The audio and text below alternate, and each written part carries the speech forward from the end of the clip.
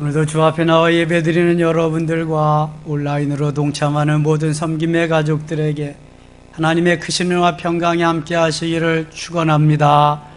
오늘 10월 마지막 날이자 10월 5번째 주일입니다. 동시에 1517년 10월 31일 독일의 종교개혁자 마틴 루터가 종교개혁을 일으킨 지 504주년 되는 날이기도 합니다. 바로 이 날입니다.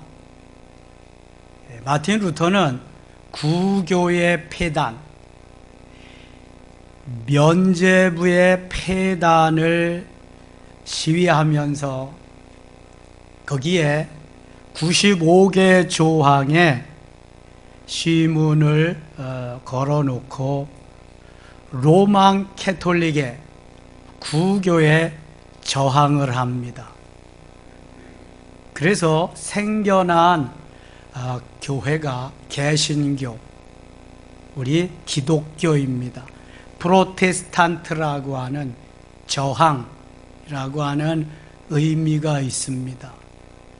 마틴 루터가 종교개혁을 일으킬 때 세 가지 모토, 주제를 가지고 종교개혁을 합니다. 첫째는 솔라 피데라고 하는 오직 믿음, 두 번째 솔라 스크립처라고 하는 오직 성경, 세 번째 솔라 그라티아라고 하는 오직 영광, 오직 은혜라고 번역도 합니다. 솔라 피데, 솔라 스크립처, 솔라 그라티아 몰라도 괜찮은데요. 이건 라틴 말입니다.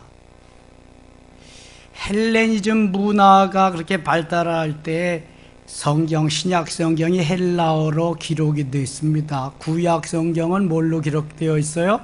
히브리어로 기록되어 있습니다. 라틴어는 어느 나라에서 쓰는 말일까?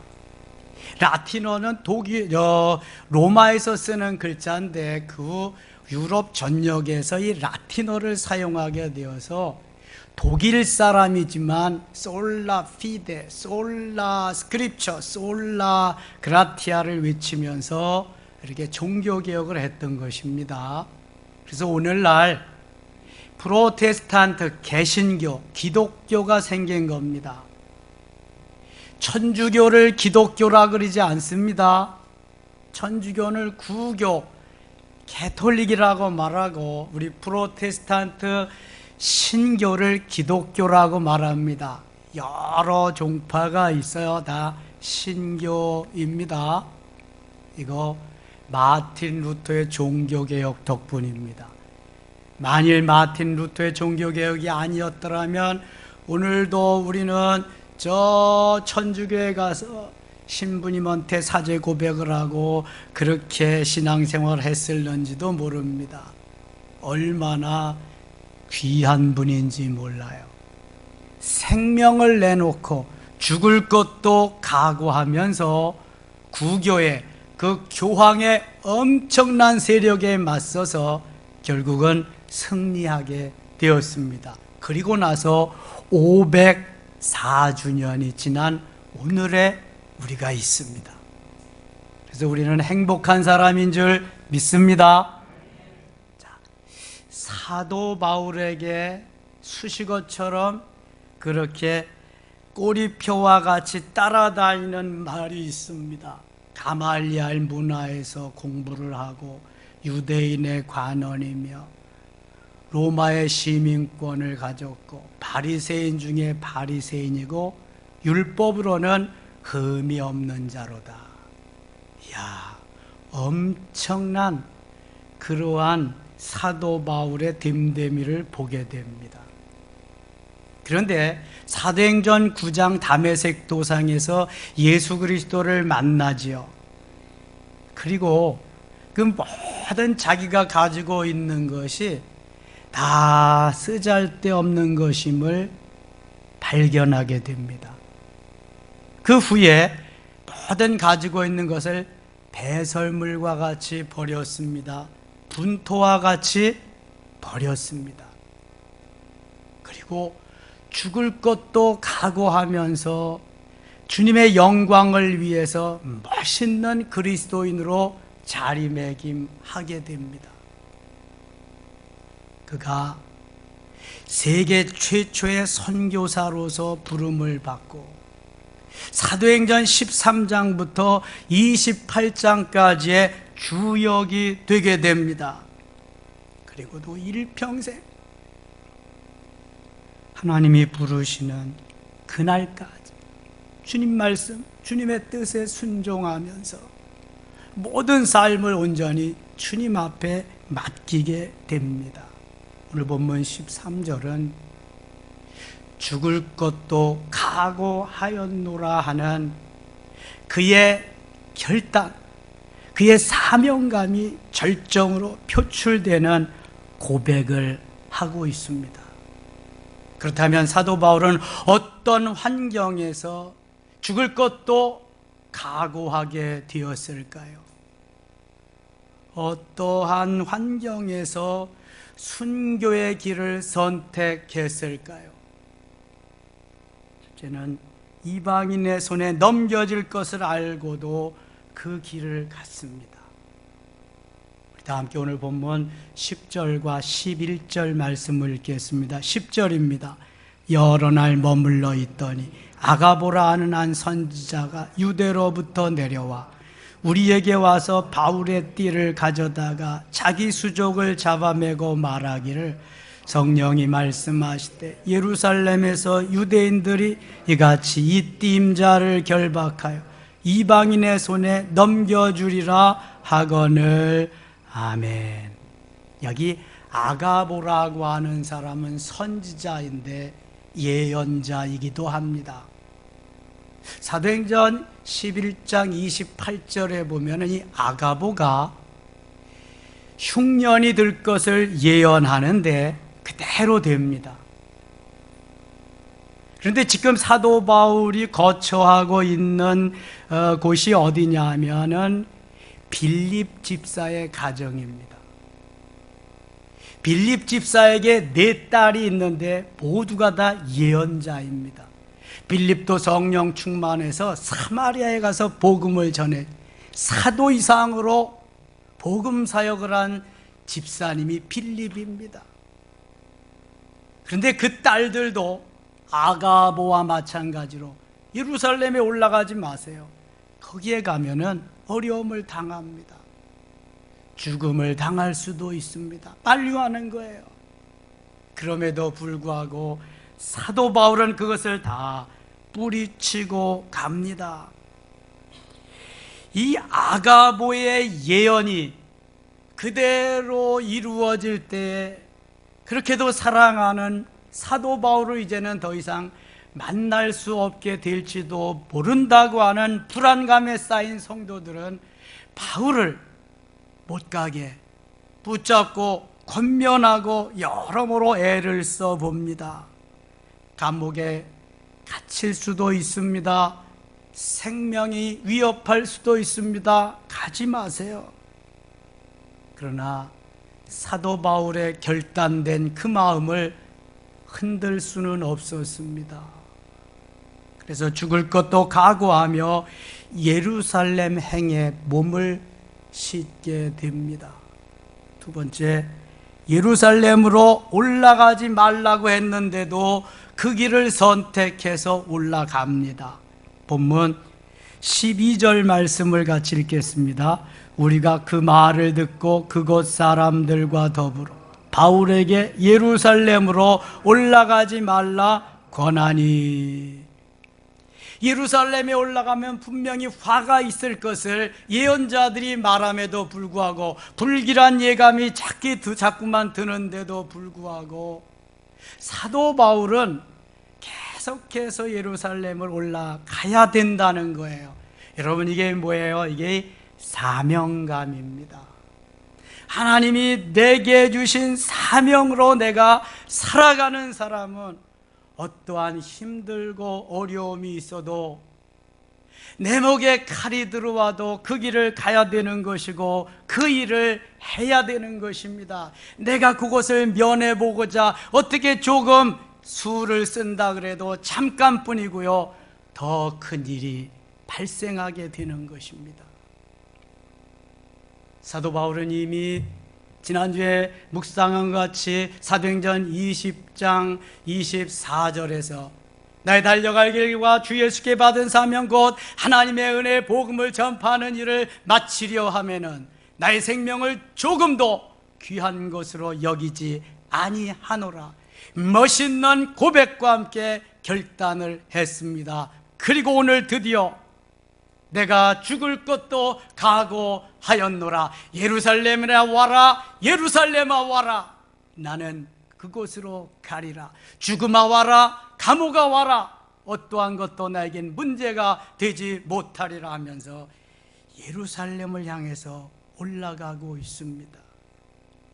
아가보가 뭐라 그래요? 바울의 띠를 가져와서 자기 수족을 잡아매고 예루살렘에 거기에서 이 띠임자를 결박해서 이방인에게 넘겨줄 거다.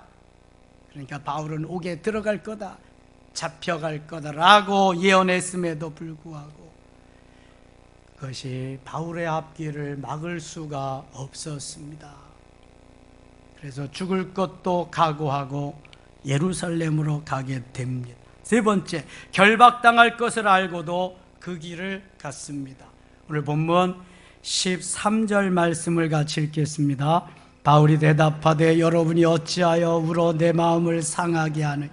나는 주 예수의 이름을 위하여 결박당할 뿐 아니라 예루살렘에서 죽을 것도 각오하였노라 하니 아멘. 사도 바울이 고집을 피우면서 예루살렘으로 올라간다고 하니까 바울을 사랑하는 바울 주위에 있는 사람들이 볼 때는 고집으로밖에 보이지 않아요. 꼭 가서 죽어야 되냐? 죽지 않고 복음 전하는 것이 더 유익하지 않느냐? 제발 바울 사도여 남아서 우리와 함께 더 복음을 전하고 좀 더 있다가, 지금은 때가 그런 때가 아니라 좀 더 있다가 가세요 그러는데도 말을 듣지 않습니다. 죽을 것도 각오하면서 그 길을 갑니다. 너희가 어찌하여 울어서 내 마음을 아프게 하느냐. 항상 기뻐하라고 했는데 너희들이 왜 우느냐. 그럼 바울 선생님 죽으러 가시는데 지금 웃어야 됩니까? 대환영해야 됩니까? 그런 말은 없지만 너희들이 왜 울어서 내 마음을 아프게 하느냐. 그러한 말씀입니다. 바울은 어떠한 말도 어떠한 권면도 그의 결심, 사명감을 성취하려고 하는 그의 마음을 흔들어 놓을 수가 없었습니다. 바울은 주님만 보이고 십자가만 보이고 하나님의 영광을 위해서 나의 삶의 모든 것을 투자했기 때문에 고난이나 죽음이나 그 어떤 것도 보이지 않습니다. 그런 것은 나에게 영광이기 때문에 십자가만을 자랑하며 예수 그리스도를 위해서 일평생 살겠노라고 결단했기 때문에 바울에게는 그런 것이 문제될 수가 없었습니다. 여러분, 우리에게 생명을 내놓지 못하고 죽을 것을 각오하지 못하고 결단을 못한다, 내 재산을 내놓지 못하고 내가 가지고 있는 것을 내놓지 못한다, 이것은 아깝기 때문입니다. 이것은 나에게 유익이 없기 때문입니다. 이것은 희생을 각오하기 때문입니다. 이것은 손해를 보기 때문입니다. 어떻게 생각하십니까? 유익이 있는 것, 내가 높아지고 내가 영화로워지고 내가 잘되게 하는 곳에는 누구 하나 부라고 아니오라고 노라고 하는 사람이 없습니다. 희생을 요구하고 거기에다가 우리의 손해를 요구하고 거기에다가 내가 낮아짐을, 겸손을 요구하는 곳에는 우리는 아멘이라고 답하지 않습니다. 진정한 그리스도인일까요? 예수님은 다 주셨는데, 나를 위해 다 주셨는데 나는 못 주겠다는 거예요. 베드로가 왜 큰 소리는 쳐놓고 쭈랭랑합니까? 예수님 좋다고 따라다닐 때는 정말 좋거든요. 칭찬해주고 먹을 거 주지요, 병 고쳐주지요, 죽은 사람 살려주지요. 이야, 임금만 되면, 왕만 되면 한 자리 하지요. 얼마나 좋아요. 그런데 예수님이 어떻게 한다고요? 예수님, 나 십자가 지고 죽으러 간다 그래요. 그랬더니 그게 베드로의 가치관하고 베드로의 신앙관하고 영 안 맞는 거예요, 이게요. 자기도 그럼 십자가 져야 되고, 자기도 그럼 죽어야 되고, 그거잖아요. 희생을 요구하잖아요. 강요하잖아요. 그러니까 여지없이 물리치는 거예요. 나는 그런 사람 모른다. 나는 그 패가 아니다. 나는 갈릴 사람 아니다. 저주하며 맹세까지 하면서요. 며칠 사이에 얼마나 달라요, 여러분. 베드로가요, 주여 아니되옵니다, 절대로 아니되옵니다 그럴 때 예수님이 뭐라 그러세요? 사탄아, 내 뒤로 물러가라. 너는 하나님의 일을 생각하지 아니하고 사람의 일을 생각하는도다. 아주 단칼에 비워버리십니다. 여러분, 신앙이란, 믿음이란 이렇게 가는 거예요. 신앙은 믿음의 삶은요, 희생하며 겸손하면서 낮아지고 손해보는 거예요, 여러분. 예수님이 그 길 가셨잖아요. 그 길을 갈 때 주님이 영혼이 잘된 것 같이 범사가 잘되고 강건하게 되는 거지, 나는 희생하지 않고 포기하지 않고 나는 내려놓지 않냐고, 나는 좋은 것만 바라고, 이거는 그리스도인의 삶이 아니에요. 언제라도 주님을 배반할 요소가 있다 없다? 다분한 거예요. 이건 많은 거예요. 그래서 오순절 마가의 다락방을 경험해야 되는 건 바로 그 이유 때문이에요.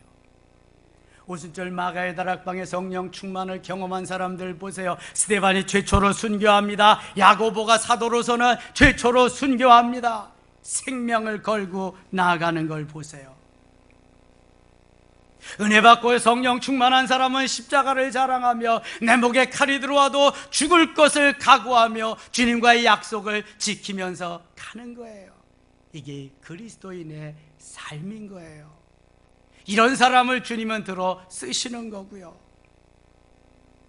우리는 너무 내 머리가 잘 회전이 돼요. 너무 약삭빨라요. 너무 머리가 좋아요.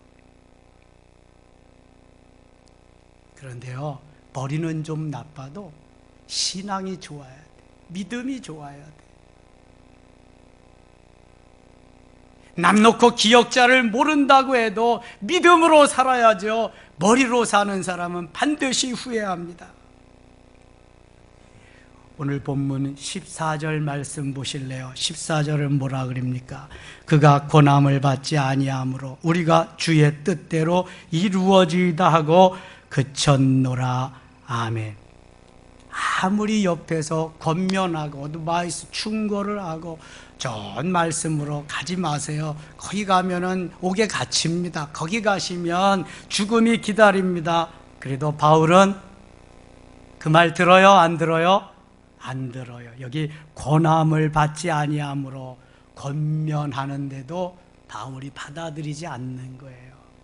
내가 예수 믿고 구원받고 주의 종으로 선교사로 부름받고 택함받은 것은 주님이 나의 생명을 요구하실 때 언제라도 드리라고 주님 나를 택해 주신 것이지, 내가 나의 좋은 일만 택해서 하라고 나를 구원하고 부르신 것이 아니다라고 하는 개념이 머리에서부터 발끝까지 다 바울에게는 충만하게 담겨 있어요. 오직 예수 생명, 그분만이 나의 전부임을 바울은 고백하고 있는 거예요. 아무리 권면해도 안 되니까 주위에 사도 바울을 사랑하는 성도들이 주의 뜻대로 이루어지이다 이렇게 고백하고 사도 바울의 길을 잘 가실 수 있도록 기도해 주는 것으로 바꾸게 되었습니다. 얼마나 눈물겨울 정도로 외로운 순례자의 걸음을 해야 될는지 몰라요. 여러분, 주님을 따르는 길은 고난의 길입니다. 외로움의 길입니다. 십자가의 길입니다. 그러나 그 길을 잘 따르기만 하면 승리의 길이요, 영광의 길이요, 하나님이 우리에게 잘했다 칭찬해 주시는 멋있는 길인 줄 믿습니다. 이럴 때 생각나는 찬양 뭐 없을까요? 비바람이 앞길을 막아도 나는 가리 주의 길을 가리 눈보라가 갈 길을 막아도 나는 가리 주의 길을 가리 이 길은 영광의 길 이 길은 승리의 길 나를 구원하신 주님이 십자가 지고 가신 길 나는 가리라 주의 길을 가리라 주님 발자취 따라 나는 가리라 나는 가리라 주의 길을 가리라 주님 발자취 따라 나는 가리라. 할렐루야. 비바람이 불고 눈보라가 몰아쳐도 나의 갈 길은 주님 가신 그 길입니다.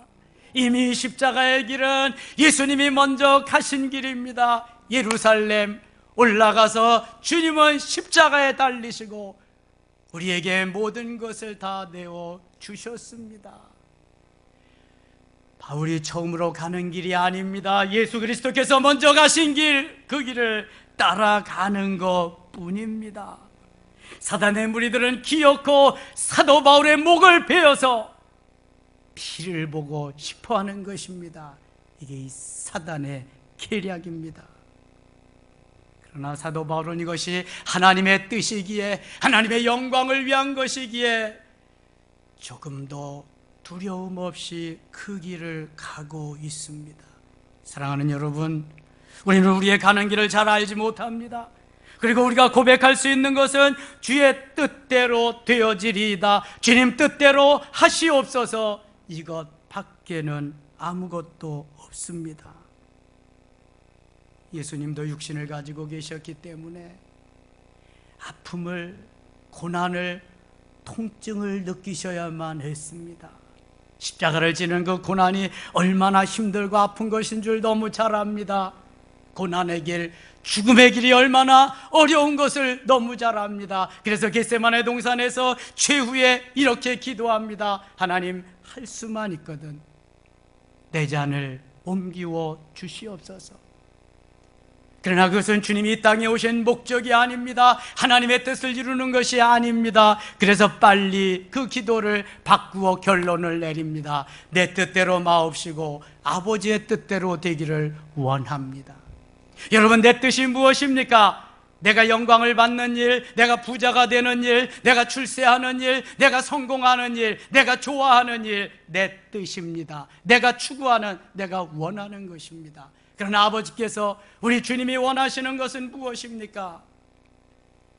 내 뜻과 전혀 상관없는 그러한 길, 십자가를 지고 고난의 길을 가며 죽음의 길을 가는 이것이 아버지의 뜻, 주님의 뜻입니다. 우리는 수많은 세월 동안 이 길을 갈까 저 길을 갈까 수없이 고민하고 갈등하며 번민할 때가 많습니다. 오늘도 교회냐 세상이냐, 오늘도 주님이냐 사단 마귀냐. 내 뜻을 이루는 것은 사탄 마귀의 뜻이거든요. 주님의 뜻을 이루냐, 오른쪽이냐 왼쪽이냐, 오늘도 5달란트 2달란트 받은 자냐 1달란트냐, 슬기로운 5처녀냐 미련한 5처녀냐, 오늘도 양이냐 염소냐, 수없이 갈림길에서 우리는 고민하고 어떤 것을 선택해야 될지 알 수 없을 때가 너무도 많습니다. 그러나 주님의 대답은 분명합니다. 네 육체가 고난을 당해도 어려움을 당해도, 네 육체가 실패하고 정말 있을 수 없는 일이 일어나도 너는 오른편이다. 너는 주의 뜻대로 주님의 편을 선택하는 그 편이 너는 승리의 길이다. 할렐루야. 아무도 골리앗 앞에 설 사람이 없습니다. 왕도 장관도 장군도 병사도 누구도 골리앗만 보이기 때문입니다. 3m 25나 되는 그 골리앗 장군 앞에 설 자는 아무도 없습니다. 그러나 다윗은 골리앗이 보이지 않습니다. 주님만 보일 뿐입니다. 십자가만 보이고요, 주의 능력이 보일 뿐입니다. 골리앗 강아지와 같이 보입니다. 그런데 강아지가 큰 강아지로 있어서 야 저거 아무 때나 던져도 잘 맞겠다, 두려움이 없습니다. 여러분, 큰 믿음, 강건한 믿음, 굳센 믿음은 왜 필요합니까? 오순절 성령 사건의 경험은 왜 필요한 것입니까? 나를 나대게 하고 하나님의 자녀로서 능히 그것을 물리칠 수 있도록 예수님만 보이고 예수의 능력만 나타나게 하려고 그것이 필요한 것입니다. 왜 기도해야 됩니까? 이러한 큰 믿음, 굳건한 믿음, 강한 믿음, 성령의 충만함으로 성령의 역사를 이루기 위해서 기도해야 되는 것입니다. 사도행전이 그래서 기도로 성령 충만함으로 도배가 되어 있습니다. 만일 사도 바울이 기도하지 않고 성령 충만하지 않았다면 이런 고백을 할 수 있을까요? 죽을 것도 각오하였노라. 내가 뭐 때문에 그거 해? 나 안 가도 되는데, 내가 뭐 때문에 죽어? 살 만큼 살아도 되는데 할 이유가 없습니다. 사명감을 깨달은 자만이, 은혜를 받은 자만이, 주의 성령의 충만함 속에 들어간 자만이 할 수 있는 일입니다. 코로나 시절에 왜 예배드리러 못 나옵니까? 죽을까봐 못 나오잖아요. 감염될까봐. 복음을 전하기 위해서 생명을 걸고 죽을 것도 각오하고 가는데 예배 하나 제대로 못하면서 죽을 것을 각오합니까? 생각 좀 한번 해보자고요. 우리가 얼마나 말만 잘하고 얼마나 예수를 위해서 죽고 살고 찬송을 잘하는지 몰라요. 정말 주님보다 코로나를 더 무서워하면서 그렇게 살면서도 말이죠. 얼마나 아이러니합니까? 다니엘은 죽을 것을 각오했기에 뜻을 정하고 그리 아니하실지라도의 신앙으로 살 수 있었습니다. 다니엘은 뜻을 정하고 사자굴에 들어갈지라도의 삶을 살 수 있었던 것은 이미 주님이 나와 함께 하시고 나를 통해서 일하시고 역사하시는 것을 확신했기 때문에 그는 상관이 없습니다. 죽을 것도 각오하며 그 길을 가는 것입니다. 모르드게와 에스더도 마찬가지입니다. 죽으면 죽으리다 하면서 주님만 바라보고 아하수에로 왕 앞에 나아가는 것입니다. 세리와는 죽을 것을 각오하고 헤롯 왕 앞에 가서 이실직고하며 그의 잘못을 지적합니다. 목베어 죽게 되는 한이 있더라도 말이지요. 베드로와 요한은 하나님 앞에서 너희 말 듣는 것이 옳으냐, 하나님 말씀 듣는 것이 옳으냐 너희가 판단하라 하면서 대적들 앞에서 예수 그리스도가 메시아임을, 하나님의 아들이심을 죽을 것도 각오하며 전합니다. 주기철 목사님 최후의 설교가 일사각오입니다. 죽을 것도 각오하면서 신사참배를 거부하면서 오직 하나님만이 나의 주 나의 하나님, 예수 생명, 예수 능력이심을 선포하며 그 길을 가셨습니다.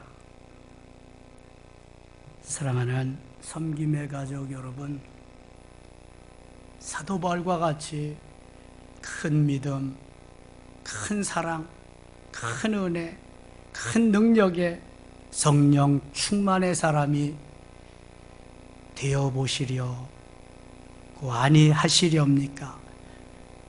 되려고 애써보시지 않으시렵니까?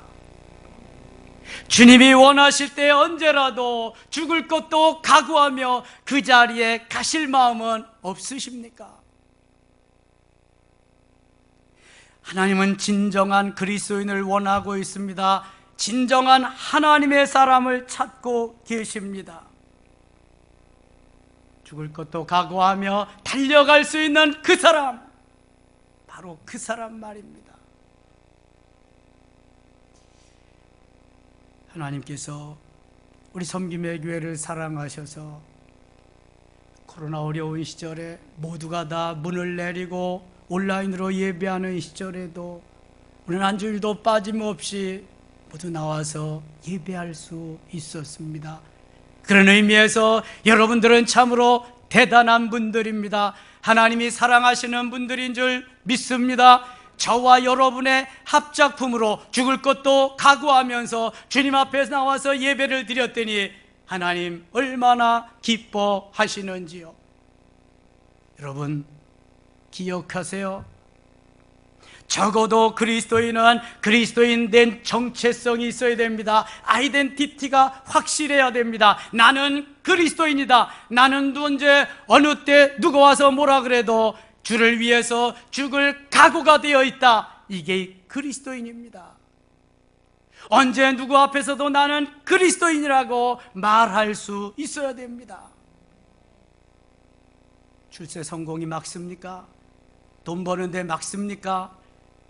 내가 나대는데 그것이 막습니까?